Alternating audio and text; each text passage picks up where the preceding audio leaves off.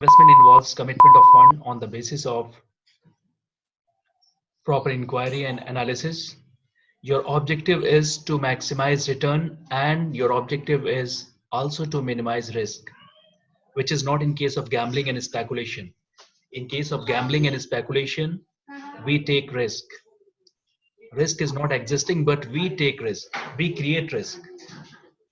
But investment is concerned with commitment of fund on the basis of scientific inquiry, investigation, and analysis of what? Analysis of return and risk. Your effort should be, in case of investment, I'm talking, your effort should be to maximize return and your effort is also to minimize risk. And that's why we have to commit fund into diversified investment channels, not in one particular investment avenue. We have to diversify our investment in order to minimize risk, and many more things you have to do to minimize risk. These concepts have already been discussed, how investment is different from gambling and speculation. I also have discussed the concept of investment in details, what are the various elements of investment and what are the important objectives. And also I have discussed various investment channels, various investment avenues where investment can be done based on risk and return aspect of each and every investment. I have discussed bank deposit, insurance policies, mutual funds, post office deposit schemes, stock market, and there are many more investment avenues which have already been discussed. And real estate, properties, antiques, stones, precious metals, there are many more currencies, many more investment avenues have been discussed. When we have to invest things systematically based on proper inquiry and investigation, we need information. Information is the basis. Information is the basis for making investment. And what are the various sources of information, that also you need to know what are the various sources of information. Without information, if you are investing, it will not be an investment at all. We have to rely on information, and these information you have to analyze in order to get a particular trend or projection for making investment. So these important sources are newspapers, magazines, journals, various business channels like NDTV Profit Channel, Z Business, Bloomberg, and there are many more, TV channels, radio, different magazines, reports published by RBI, FICCI, CII, Economic Survey of India, annual reports of different companies, reports published by SEBI and other government agencies. Apart from this, we have plenty of websites. You may go through websites of different investment firms, broking firms like moneycontrol.com, ICICIdirect.com, kotexecurities.com, religare.com, 5paisa.com, and there are many more, sharekhan.com. These broking firms have their website and provide plenty of information from investment point of view. Apart from this, annual reports of the companies, sometimes research-based firms are also providing ready-made information to investors. So all these things I have discussed in detail. What are the various sources of investment information? Information is must for every investment. Information is must. Every investment. Determinants of investment Determinants of have also been discussed. I have also discussed investment process. So these things I have discussed. And after this, I would like to start the second unit, that is risk and return analysis. Broadly, if you analyzed investment management or investment is concerned with two important aspects, just like financial management deals with two important aspects. One is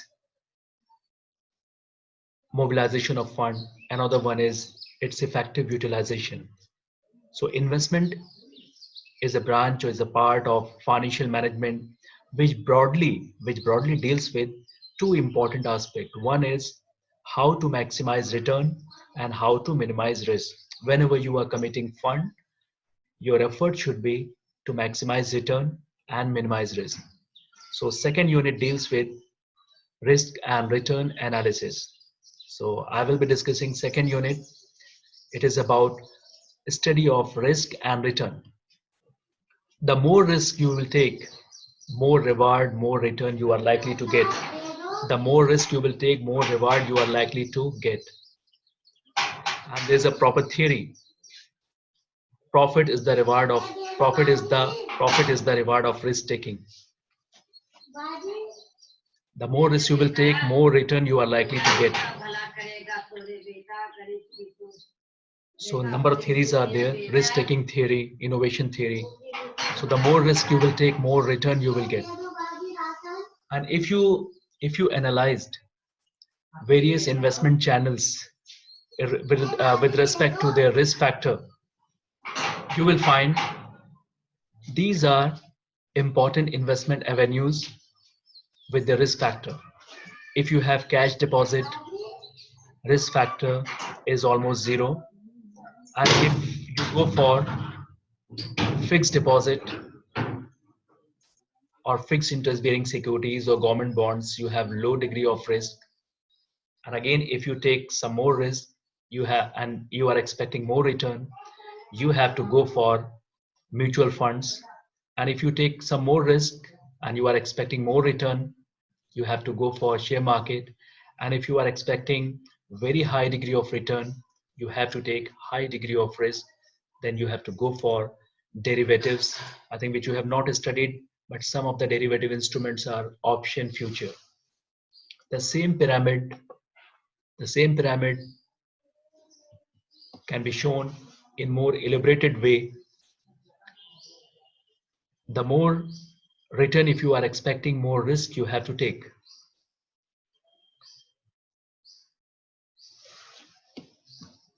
You can see saving, treasury bills, fixed annuities. These are the instruments, investment instruments having very low degree of risk. And if you go for taking some more risk, if you are expecting more return, you have to go for some other investment avenues like government bonds, fixed interest bearing securities. And if you are expecting some more return, you have to take more risk, you have to go for equity in real estate, mutual funds. And if you want to take high degree of risk and you are expecting high return, you have to go for venture capital, option, future.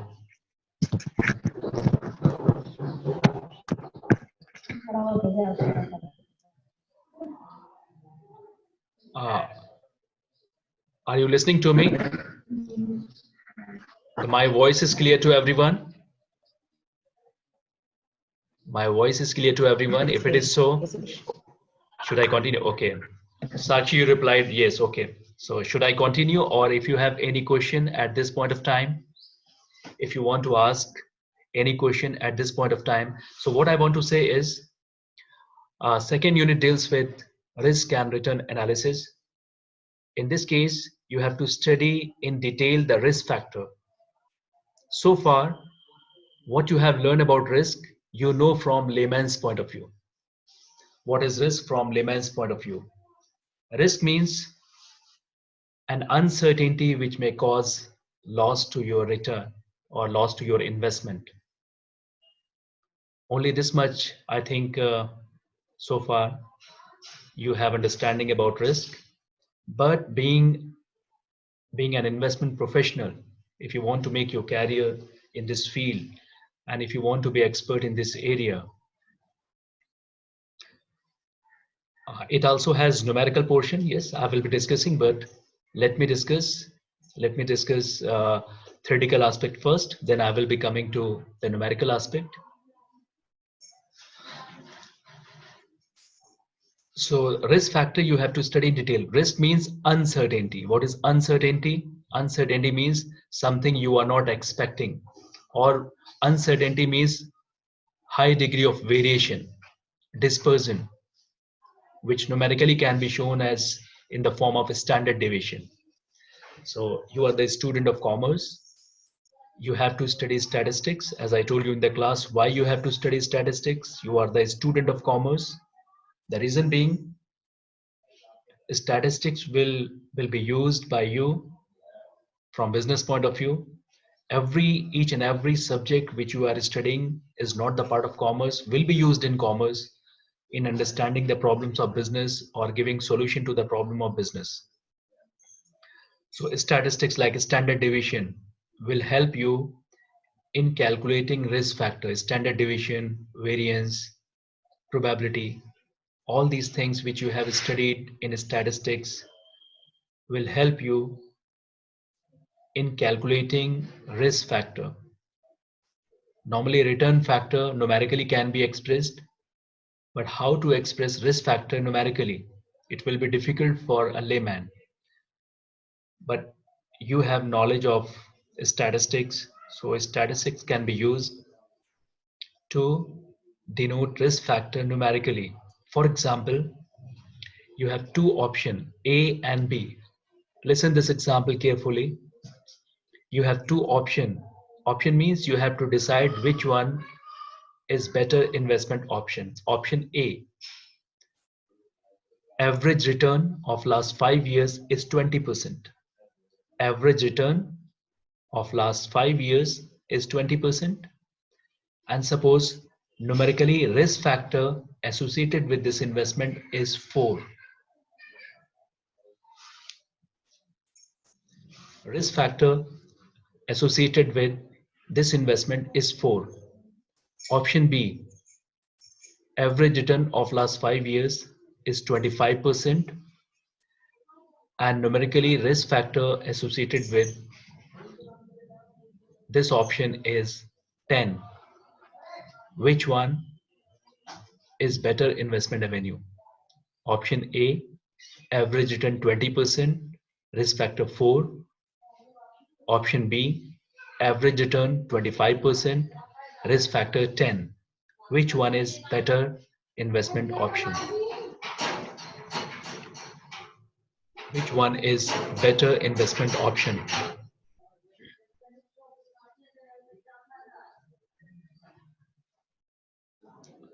Are you hearing me?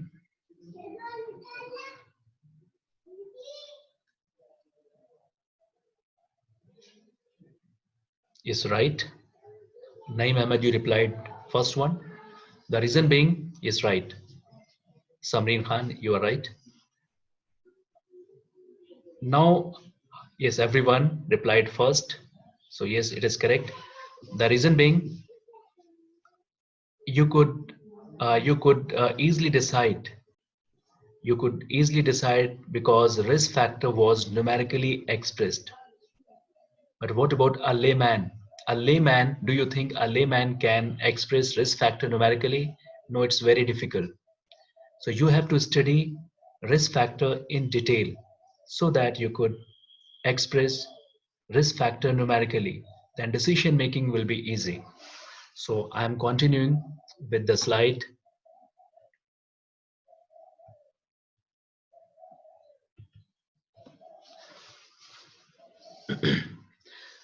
So again, this pyramid is showing, the bottom of the pyramid is showing investment avenues with lower risk factor. Then next to it is limited risk factor. These are the investment avenues. Then moderate risk factors. Then these are the investment avenues. And with high risk factor, these are the investment avenues. At higher degree of risk, investment avenues which are shown on the top of the pyramid may offer you high rate of return, and the bottom of the pyramid which is showing lower risk, these investment avenues will give you lower degree of return. Again, same pyramid can be shown in the form of like stairs. These are the various investment avenues which are categorized on the basis of risk and return. The lowest return offered by government bonds and highest returns offered by option and future. These two are called derivative instruments. And in the middle, we have plenty of investment avenues which are categorized and placed according to their risk and return factor. Just go through it, because in exams or in different competitive exams, question may be asked which of the following has highest degree of risk, or which one of the following has highest degree of return. So you have to understand these investment avenues with respect to their risk and return. Some MCQ form of question may also be asked in your final exam, or if you are appearing in some competitive exams with commerce subject, then also such kind of questions may be asked.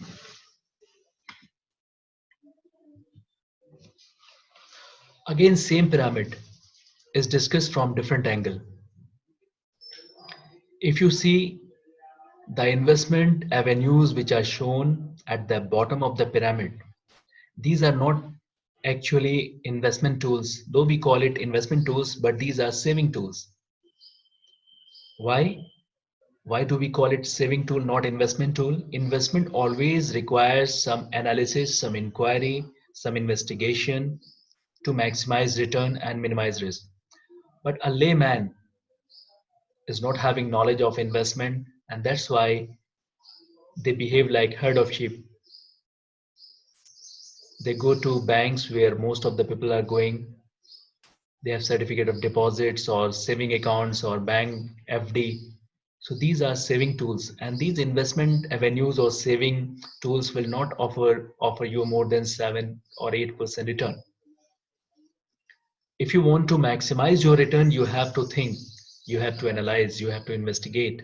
Then only you will come to know the various investment avenues where more returns you may expect, but degree of risk will also increase. These are like equity shares, properties, real estate, mutual funds, index funds.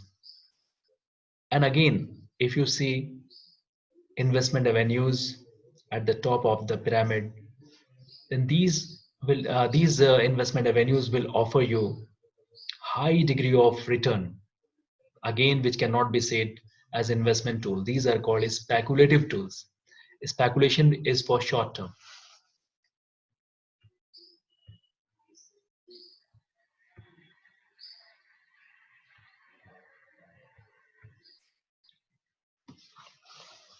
And in the beginning, you were made this clear that how investment is different from speculation. Speculation is for short term. Speculation may offer you very high degree of return, but risk factor is also very high. So it will not be a good decision. It will not be a wise decision if you make proper inquiry.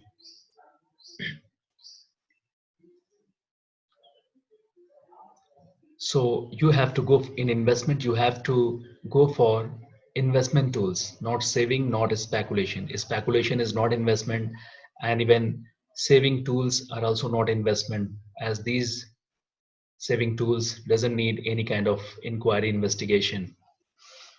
So investment broadly deals with these investment tools which are shown in the middle of the pyramid. Now coming to risk analysis. When we talk about risk, so you should be very clear what is risk. From layman's point of view, risk means uncertainty. Risk means any kind of hazard, any kind of possibility of loss or probability of loss. So risk means uncertainty which may give you loss in your investment. But as an investment professional, you have to study risk factor in detail. In the field of investment, in the field of investment, risk is broadly categorized. If you want to understand, no doubt, risk means uncertainty.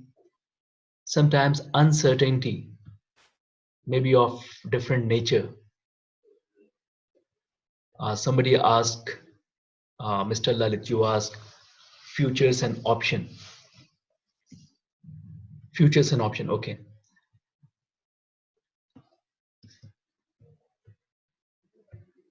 I just saw your query. So before coming to this factor,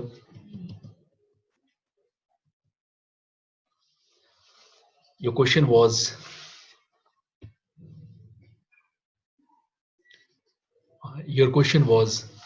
future and option.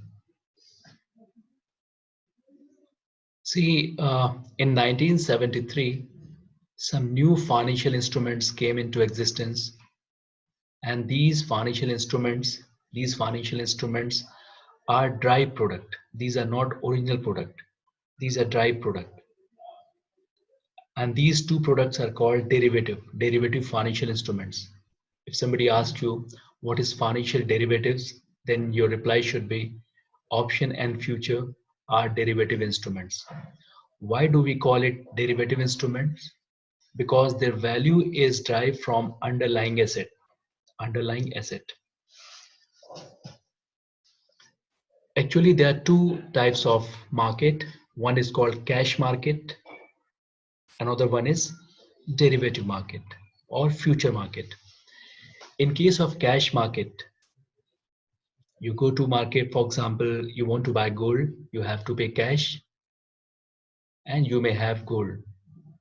You pay cash, you can get number of commodities. You pay cash, you can get share, where actual delivery will be immediate after payment of cash. But in case of derivative market, you need not to pay cash immediately. You only book you only book an asset in future, but rate is decided in advance. For example, suppose current price of an asset is 1 lakh rupees. If you want, you may write this example. Suppose current price of an asset is rupees 1 lakh. In cash market, you must have 1 lakh rupees when you would like to purchase in cash market, when you are expecting the price of this asset will go up and you will get return, then only you would like to invest, you would like to buy.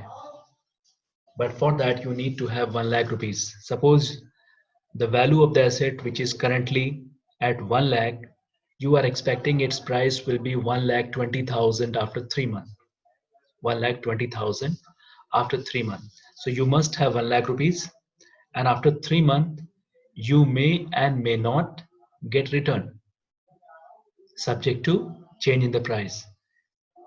If market price of the asset goes above 1 lakh, you will be getting profit, but market price may also go down to 90,000, 85,000, 80,000. You will be loser. This is the situation in cash market. But in derivative market is just like a betting. In case of betting, who will be the winner? In case of betting, who will be the winner? The person who is expecting something and things are happening accordingly. For example, if I toss a coin, you will be given 100 rupees if you get head. And if you get head, you will be getting. It means if you are expecting head, then only you will be winner. And if head is coming, but whatever you are expecting, it is not coming, you will be loser. Same case in derivative market. Derivative market, option and future are betting instruments. These are formal betting instrument. Suppose current price of the asset is 1 lakh rupees. You have not to pay 1 lakh and you are expecting price to go up to 1 lakh 10,000, 1 lakh 20,000. So there will be two parties. Just like you are betting, one party is expecting rise in price, like you are expecting rise in price. I'm expecting decline in price. So an agreement has been done between two parties, me and you. I'm expecting decline in price. The price of the asset will be less than 1 lakh, and you are expecting price of the asset will be more than 1 lakh. Now, what I'm expecting decline in price. So I would like to sell the asset, and you would like to buy the asset. A contract had been signed between me and you, in which both the parties have to perform. I will be the seller at 1 lakh 2,000. I entered into a contract to sell after 3 months this asset at 1 lakh 2,000, and you enter into this contract to buy the asset at 1 lakh 2,000. So a contract has been signed between me and you to buy or sell this asset at predetermined price, that is 1 lakh 2,000. Now what will happen after 3 months? One will be loser, another one will be gainer. If market price of the asset is 1 lakh 15,000, you will get from me the same asset at 1 lakh 2,000, and you can sell in the market at 1 lakh 15,000. So your profit will be 13,000. In case market price is 90,000 after 3 months, so what will happen? I entered into a contract with you to sell at 1 lakh 2,000. So what I will do? Actually, I don't have that asset, so I will buy from the market and will sell to you at 1 lakh 2,000. So 12,000 will be my profit. So actually, at this point of time, you can understand.